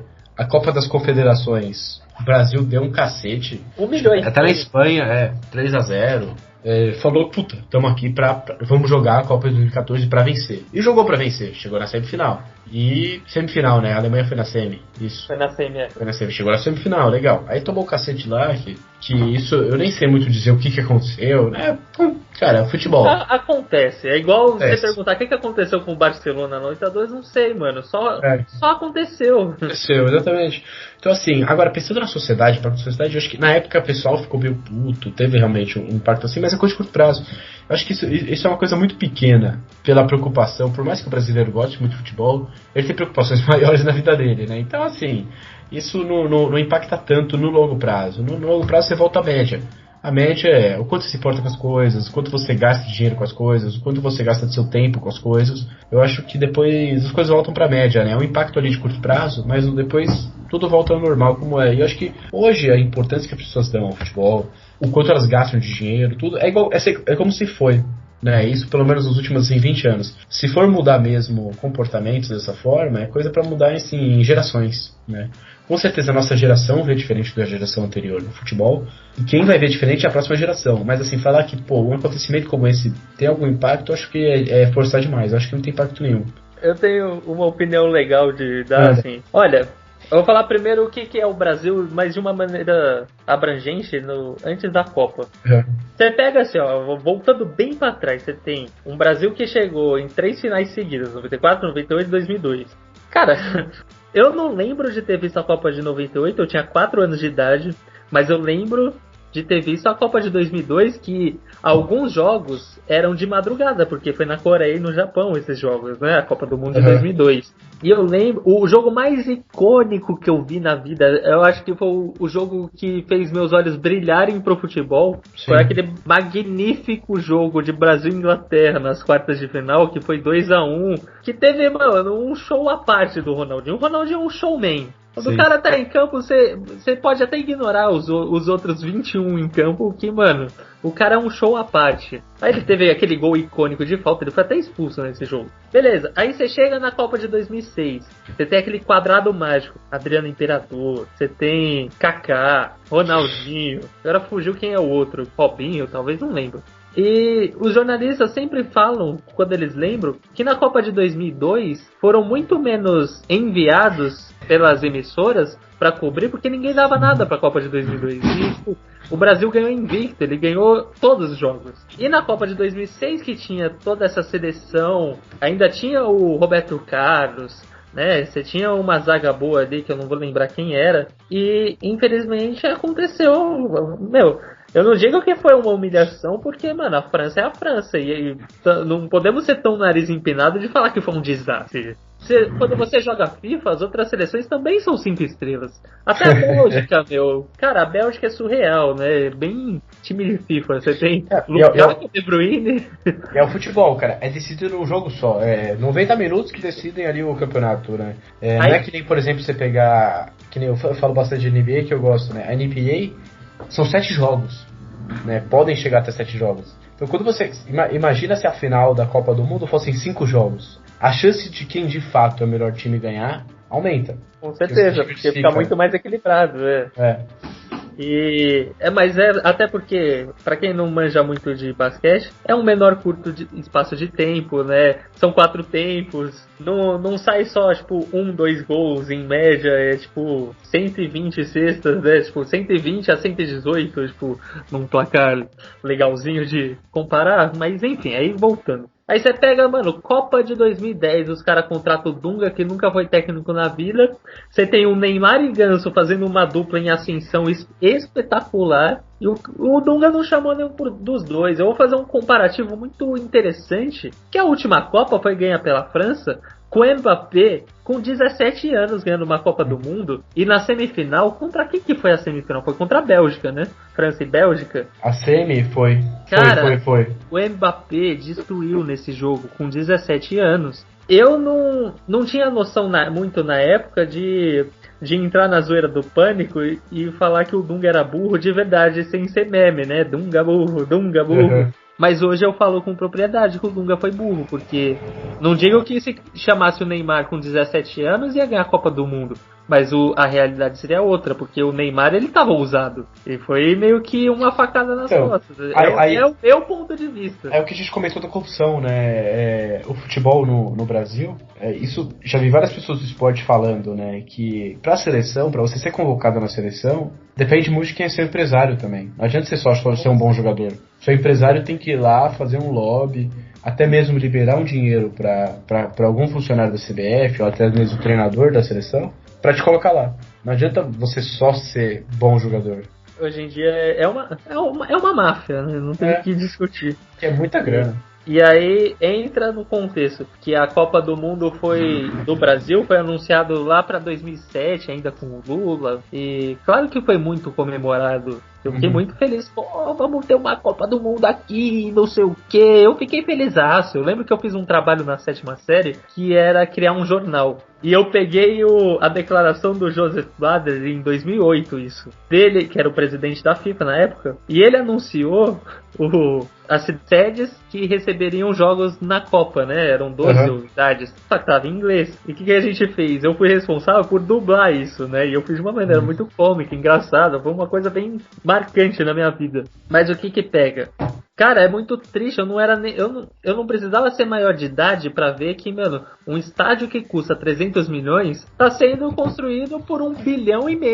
Não, e todo mundo falava, isso passava na televisão, o jornal falava. Escancarava na nossa testa que parece que a Copa do Mundo foi feita pra ir pro ralo. E como que eu enxergo o 7-1? Eu enxergo diferente de você, eu acho que o 7-1... A Copa do Odebrecht, né? Não a Copa do Brasil.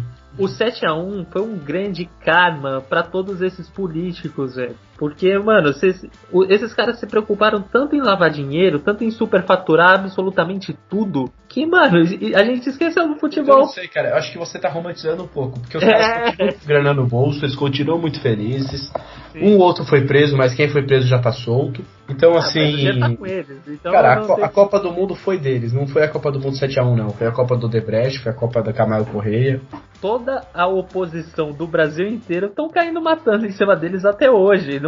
Aí entra o conceito de dinheiro não traz felicidade. O que adianta você ser o Marcelo Odebrecht e tá com aonde você vai, você pode ser linchado, né? Então Acho que, cara, vamos deixar para um próximo vídeo. Acho que é legal isso também, pra gente falar de máfia. Porque quando você fala de estruturas, é assunto de máfia, esses caras são mafiosos. Com certeza. Quer mandar o último assunto aí? Só terminando o pós-7-1 que eu penso, eu acho que o futebol, ele é... Sabe, eu tenho um conceito de que a vida imita a arte imita a vida, os dois se complementam. E o futebol, tanto o comportamento de jogador quanto o comportamento da torcida na arquibancada, ele é um reflexo do nosso comportamento na sociedade em geral. Ao meu ver, eu sei que eu tô exagerando, mas como eu tô te dizendo, de uma maneira romantizada.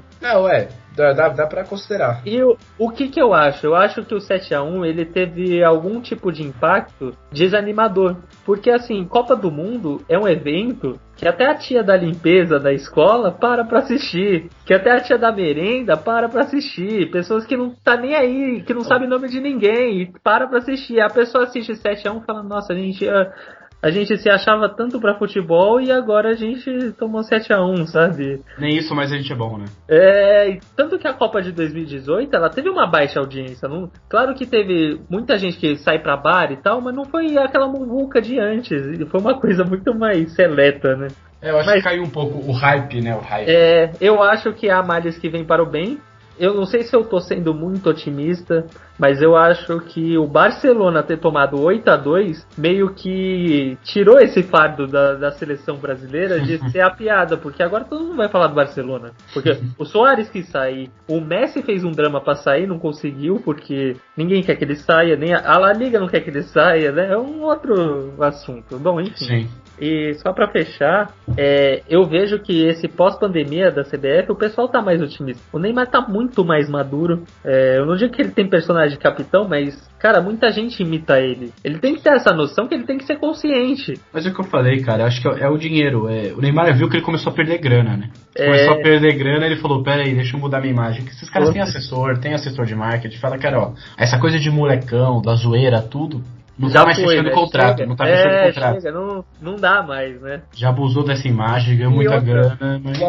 O alvoroço político que a gente vive, não quero entrar nesse detalhe porque eu não gosto muito de falar de política, mas esse alvoroço de esquerda-direita criou um atrito que nada que a gente faz tem graça, sabe? Sim. Aí a gente vai num evento e tem que sentar em outra mesa porque a gente deu uma opinião que fulana não gostou e vice-versa. Essa coisa é foda. Que nem você falou do Bernardinho, aqui no off, né? Antes de começar, você tinha comentado do Bernardinho. Ele foi no Roda Viva, um programa que eu gosto muito, que eu assisto. Muito icônico. Ele foi, e vários outros programas, já viram outros programas também. Ele vai, e aí o pessoal vira e pergunta assim: o que você acha do presidente? Cara, você tá diante com um cara, os maiores treinadores, que eu não sou grande experiente de vôlei, mas eu acho que ele é o maior treinador de vôlei que já teve, o maior campeão, pelo menos. Indiscutível, no meu ponto de vista também. Assim, o maior campeão de vôlei. Então você tá diante de um cara que foi jogador, um cara que, maior treinador, o cara tem várias coisas da vida dele pra te contar, tudo, e você vai perguntar o que ele acha do presidente. Assim, ele não é analista político, eu não tô falando que a opinião dele não importa, mas aí, se fosse uma pergunta ou outra, aí você vê que o pessoal força, cara. Fica, por que não? E o presidente? E o governo do estado? E fica política. Cria um vício de linguagem doentio, né? Eu tô querendo alienar as pessoas, não, né? Falando, não tem que falar de política, futebol, vôlei é mais importante, não é isso. Mas forçação de barra, né? Pega mal, e aquele ponto, cara, imagina, você tá aqui com... pegar o ministro da tecnologia, ciência e tecnologia, que é o Marcos Pontes, né? O cara foi pro espaço. Você tem uma pergunta pra fazer do cara. Você vai perguntar do espaço, que é uma coisa foda pra caralho. Pô, como que de lançamento de foguete, que é uma coisa impressionante. Você vai falar da NASA. O cargo do Bolsonaro. Você vai perguntar, nossa, o que você acha da redução do orçamento? Vai tomar no cu, cara. Isso é ridículo. Como se fosse, assim, pessoalmente, cara, tem coisas muito mais importantes do que o acontecimento da semana na política, sabe? Eu tenho ido um pouco pra esse lado, enchido o saco dessas questões políticas. Já tá irritando. Por mais sendo estudante de economia, né, a economia sempre tá muito no debate, né, porque... Claro, anda lado a lado, né? Mas, cara, é foda. É uma conversa rasa, né? Esse que é o ponto. Nem tem como a gente falar de política aqui, a não ser que a gente faça um programa só sobre política. Aí é outro dia. Não dá pra você falar de política em 10 minutos. Eu acho que a gente já falou de muita coisa aqui do futebol, da organização e criticou da CBF, e ainda tem muito pra falar, né?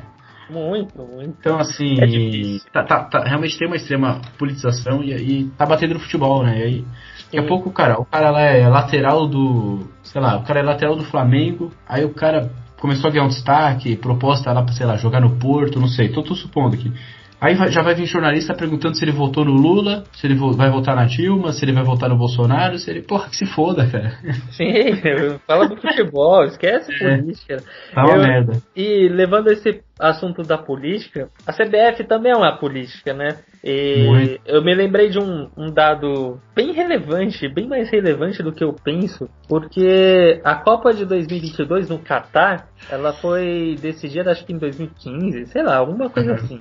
E a votação dos representantes de cada instituição, a AFA, né, de cada país, né? Sim. Eles votam sobre qual país sede eles querem, né? E a CBF não é diferente. Eu não lembro se era o José Maria Marim, provavelmente era ele. Só que a votação era aberta, ele achava que era um voto secreto. E tinha se combinado dentro da Conmebol de votar... Eu não lembro se era pra votar no Catar e ele votou no Marrocos, ou se era pra votar no Marrocos e ele votou no Catar. Foi uma coisa assim. E o ele votou no Marrocos. E o voto era público. E foi considerado uma baita de uma traição. E a CBF, cara... O mundo do futebol caiu matando em cima da CBF. A FIFA olhou a CBF com outros olhos. A Conmebol, mano. O Brasil, os times brasileiros iam jogar Libertadores e era destratado com desrespeito. Por causa de a merda que um cara fez, um país inteiro ligado ao futebol tá se automutilando, sabe? É difícil. E outra questão, né?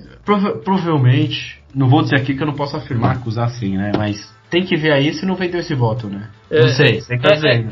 Porque eu tô dizendo isso porque foi a repercussão da época. Isso quem estiver ouvindo isso é só procurar no Google, bater no Google. Não é uma.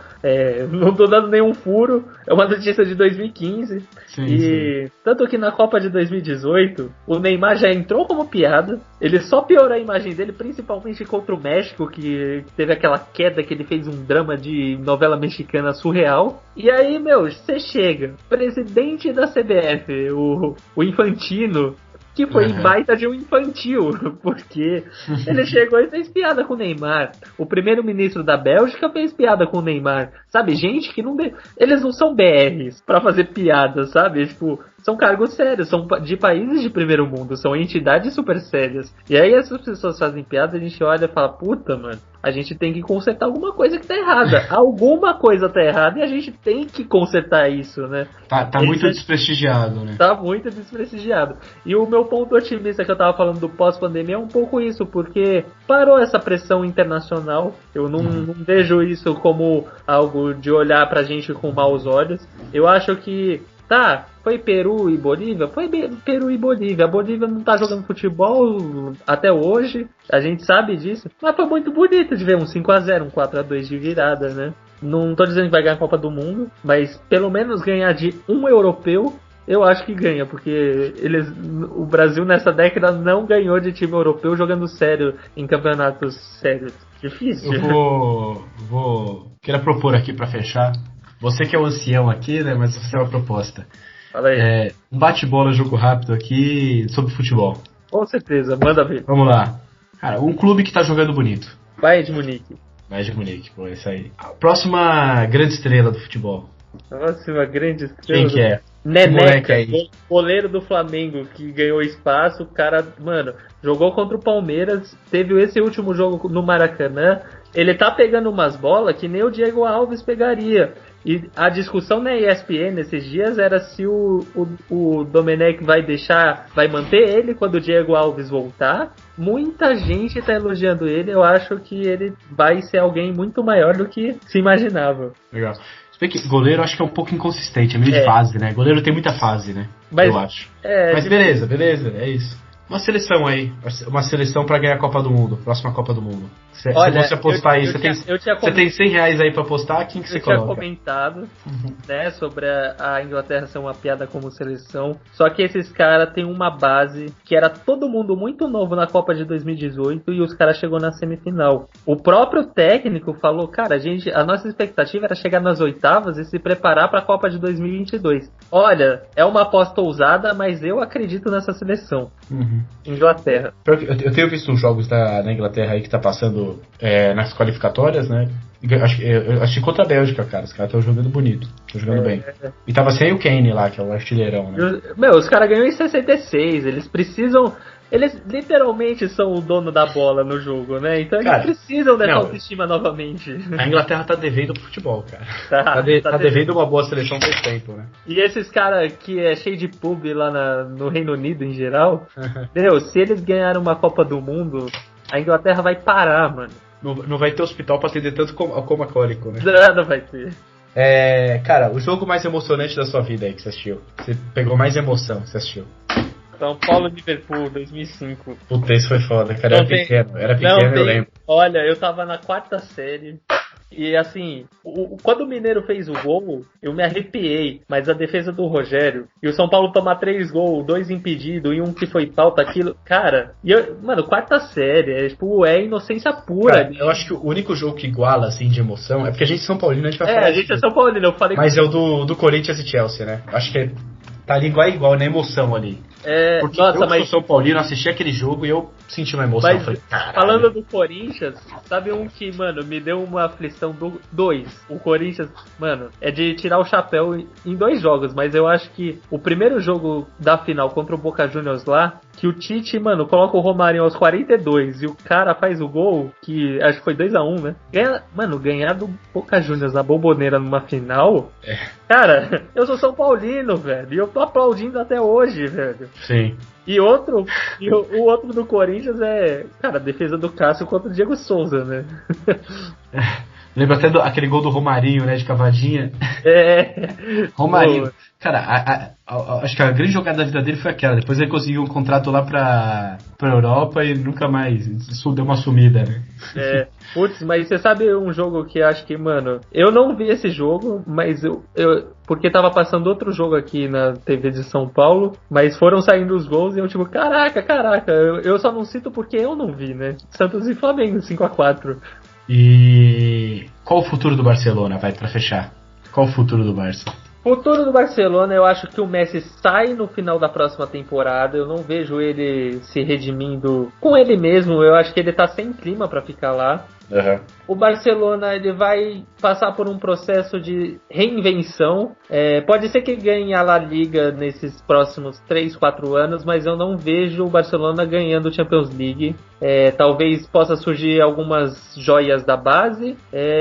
Eu vejo um Coutinho que, com um Koeman abraçando o cara, incentivando ele pode despontar o talento que ele realmente tem. Mas eu não vejo o Barcelona como time ganhando as próximas 4 Champions League. Eu posso queimar a língua, mas eu não vejo isso. Também não vejo, e eu acho que o Coutinho sai, hein? Eu acho que o Coutinho sai. Bom, a gente que... A ideia desse podcast era falar de esportes em geral no Brasil, e a gente falou de Europa, de Estados Unidos. A gente ia falar de automobilismo, que é um assunto que eu adoro, vai ficar para outro dia. Então, cara, virou um futebol. Tá bom. Thomas, muito obrigado pelo papo. Eu que agradeço. Rendeu pra caramba. Meu, pareceu conversa no bar da piscina com microfone, tá ligado?